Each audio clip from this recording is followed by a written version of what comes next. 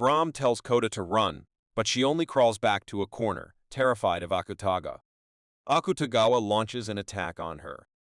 Kunikita is worried about Koda and is looking around for her with Tanizaki, but both get taken down by Fukuchi. Atsushi wakes up and wonders if it's the drug being given to him that's making him too weak to move his body. He struggles to get out of the trap when Teruko suddenly points her sword at his mask. Fukuchi thinks of how his comrades asked him to avenge their deaths on the battlefield.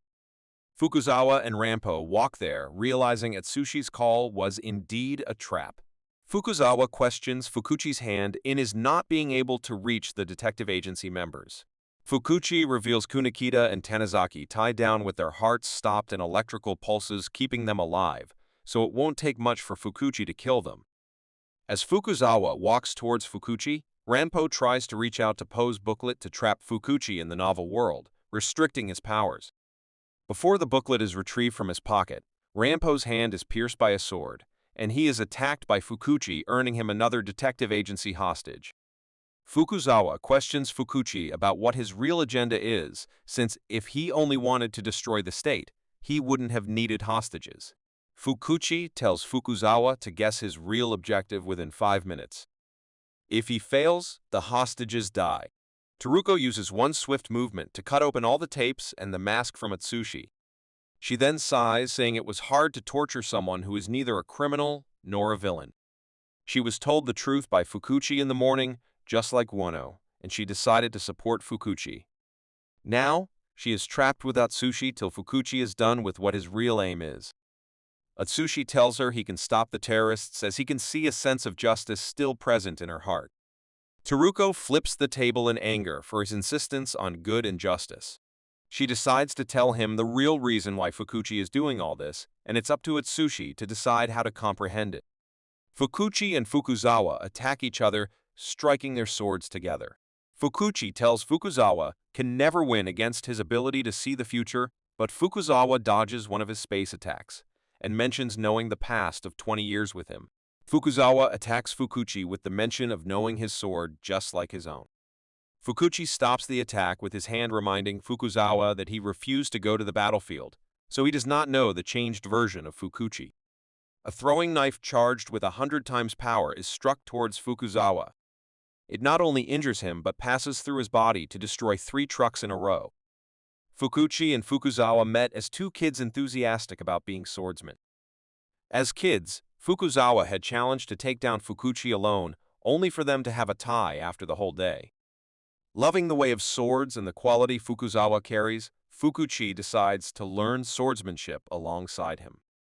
13 years later, the two became elite swordsmen, but the silence and calmness of Fukuzawa made him famous as the statue with a wooden sword, even while being the best swordsman of his time. Fukuchi tells him he is going to the battlefield, but it's not death that he fears. He fears the trauma and challenges changing him into a different person. Fukuchi wholeheartedly asks Fukuzawa to tag along to keep him sane, but Fukuzawa considers battle a way of taking lives and politely refuses. So, as Fukuchi fights on the battlefield, Fukuzawa gets rid of the people of the state that have been causing wars, ending the war eventually. Fukuchi's fear turned true as he became a devil in conclusion to the wars. Atsushi seems troubled after hearing the real objective, thinking the detective agency wasn't aware of anything. Teruko opens the door, giving him a free way out. Fukuchi and Fukuzawa fight each other in full fervor, but Fukuchi has an advantage over Fukuzawa. Before killing Fukuzawa, he sends a message to the authorities to unlock the One Order within 5 minutes, or he makes the vampires attack the entire world all at once. The guy, who just like others, preached Fukuchi for being a savior, is appalled at the situation. Madly wanting to defy the truth, he tries to assume this is also one of Fukuchi's plans to save the world, but Fukuchi himself bursts his bubble of hope. With the final 5 minutes, Fukuchi turns to Fukuzawa. Fukuzawa gets up weakly ready to guess that Fukuchi is doing all this to avenge the comrades who were brutally tortured, starved, and killed in the battles by enemies as well as their higher-ups. He is also avenging Fukuzawa for betraying him and not tagging along to the battlefield. As Fukuzawa reaches up to Fukuchi, Fukuchi stabs Fukuzawa with his sword, announcing it as a wrong answer. Atsushi is having a hard time thinking of what right and wrong are by now when he visualizes all the detective agency members telling him one way or the other to not give up. Atsushi gets up and walks out to their president since he is too much of a fool to make a decision. Dazai tortures Sigma by continuously defeating him in games of rock, paper, and scissors. He later narrates it as the focus on one's wrist to comprehend what they are up to, as well as manipulating their moves by subtle signals.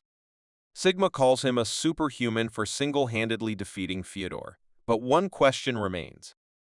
Why did he choose Sigma? Being his usual self, Dazai messes around with Sigma but stops when Sigma gets emotional for not even being worth an explanation. Dazai tells Sigma there were two reasons. Since Sigma can get information from a fresh corpse, he needs to know the plans of Fyodor by his corpse. He needs to do so to save the detective agency at the airport, since they have been feeding him. Sigma is shocked at Dazai doing this all just for the safety of the detective agency. Sigma asks for the second reason. Dazai tells him Fyodor would have silenced him if he left him there. The two then enter a lift after Dazai funnily examines its circuitry. Sigma is amazed as he always wanted a home where he cannot be used by people in here. He witnessed for the first time people not using one another. Neither Dazai is using the agency, nor is the agency using Dazai. The lift suddenly halts with the girl apologizing for her life to someone. Koda remembers how karate was a sport connected to her heart, but for her father, it was just a way to improve her defensive skills. Even with achieving good merits, she was compared to her dead sister for lacking perfection. Koda wakes up with a deep breath, wondering where she is. She hears the voice of Brahm telling her to be careful or she'll fall. She looks around and hurriedly slides back, realizing she is near the edge of a building at a considerable height. Bram has been fixed down there to bait the detective agency members and attack them. Koda wonders why she was spared. Sigma and Dazai try to find a way out when Dazai feels something slippery on the walls of the elevator. He hurriedly pulls Sigma underwater with him. Sigma's confusion is cleared by the explosion on the surface of the water due to the transparent fuel on the walls. Sigma tries to shoot the door with his gun after Dazai points to it, but the method fails to work. As the fire dies down, Sigma is about to resurface to finally breathe when Dazai pulls him down again. It takes him a moment to realize that the fire used up all the oxygen, so the moment he breathes in the vacuum, he dies. Dazai messes with the wiring of the elevator while Sigma pushes the door open with all his might. The system then initiates the drop impact sequence for the intruder, not giving them the time to leave. As the elevator accelerates downwards, Dazai fulfills his promise of keeping Sigma alive and accurately pushes him out on the floor. Atsushi runs to find someone to help him find the right answer, but the running seems more like an aimless one, especially since all the agency members are deeply trapped in a mess right now. Atsushi appears outside in the line of vision of Koda and Bram. Sigma worriedly paced, wondering what he should do as Dazai told him about something being up to him now. He wants to save Dazai, but runs away for his own life at the same time. He finds a paper stuck to his show that has a statement written in Russian. Atsushi spots Koda and tries to save her, but she shouts to inform him of this being a bait. A little too late for that, as vampire Akutagawa corners Atsushi. Atsushi dodges his attack, trying to make him recall reality. Upon failing, Atsushi fights back but notices he is not using his black cloth to protect himself and is instead using vampire regeneration ability, so his only option is to kill Akutagawa. But Atsushi would never do that. He tries to communicate with Akutagawa, questioning why he saved him. Having broken his leg, Dazai smiles at the camera, asking Fyodor to kill him to diminish the pain. Fyodor gladly agrees, but does not do so himself. He asks Dazai's former friend Chuya to do the honors. Sigma shoots at Fyodor's shoulder, making him fall. Pointing a gun at Fyodor, Sigma questions his abilities and reality. Fyodor smiles, pointing out how Dazai easily manipulated Sigma into wanting to be a detective agency member. Sigma pauses for a moment, but gets back on track. He figures if Dazai was manipulating him, then so is Fyodor against Dazai.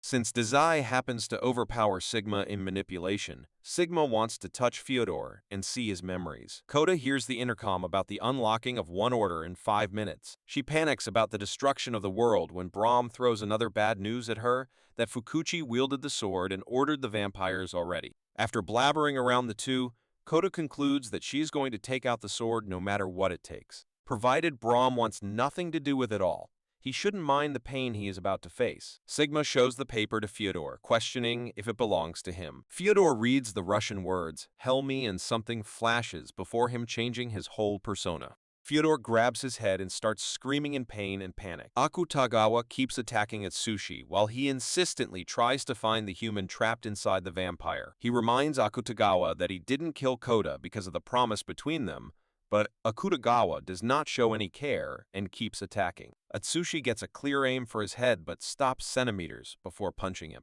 Akutagawa uses this chance to trap one leg and one arm of Atsushi in his black coat. Atsushi tries again, asking Akutagawa about his dream to become stronger. With one gesture, he pushes onto his arm and leg, literally tearing them off of his body. Fyodor screams, begging Sigma to help him against his ability after asking about the year. He shows signs of his ability being a split personality and the darker personality overpowering him and making him do evil things. He takes out a knife, asking Sigma to kill the evil part of him with this holy sword. Hesitating about it, Sigma extends his arm only for Fyodor to spin the knife and stab Sigma. A split personality seems to be an interesting lie for Fyodor. Now Fyodor extends his hand, allowing Sigma to read whatever he wants. Fukuchi finally receives the Unlocked One order and uses it to order the destruction of the world. Bram tells Koda everything is over, but Koda won't let that happen. She runs around, bringing a 30-kilogram table ready to tie it to the sword and throw it off to take the sword out. Sigma cannot comprehend the huge torrent of life after holding Fyodor, questioning that being information. Dazai tries to talk to Shuya while Chuya prepares to attack him, but Fyodor sends a message for Shuya to shoot Dazai so he doesn't manipulate Chuya out of his vampire state. After shooting his shoulder, Chuya points a gun at Dazai's head. Dazai takes the last chance to ask Shuya to wake up as their fates can't be connected this way, but his conversation is cut short by a headshot. Fukuchi orders the nuclear attack on the world. Koda pushes the table only for it to hang in midair but not take out the sword. But the only fall successful seems to be the detective agency's fate.